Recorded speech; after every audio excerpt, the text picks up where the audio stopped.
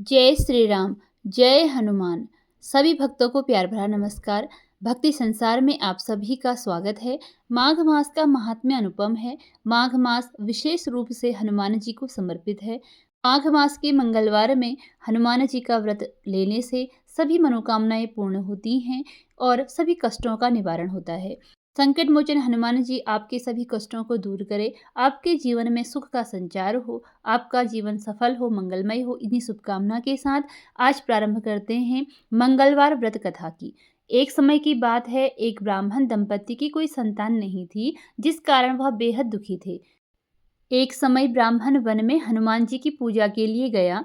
वहां उसने पूजा के साथ महावीर जी से पुत्र की कामना भी की। घर पर उस ब्राह्मण की स्त्री भी पुत्र प्राप्ति के लिए मंगलवार का व्रत करती थी। वह मंगलवार के दिन व्रत के अंत में हनुमान जी को भोग लगाकर ही भोजन करती थी। एक बार व्रत के दिन ब्राह्मणी न भोजन बना पाई और न ही हनुमान जी को भोग लगा सकी। उसके प्रण किया कि वह अगले मंगलवार को हनुमान जी को भोग लगाकर ही भोजन करेगी।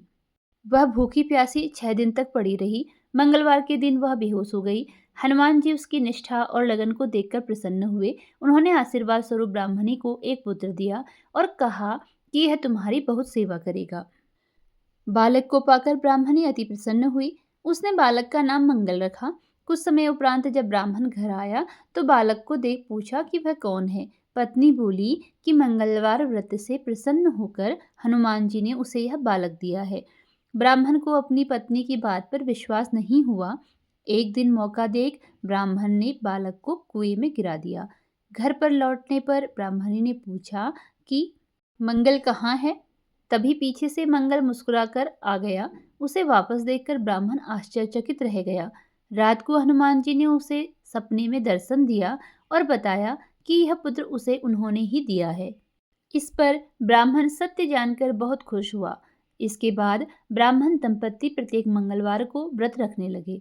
जो मनुष्य मंगलवार व्रत कथा को पढ़ता है या सुनता है और नियम से व्रत रखता है, उसे हनुमान जी की कृपा से सब कष्ट दूर होकर सर्व सुख प्राप्त होता है और हनुमान जी की दया के पात्र बनते हैं।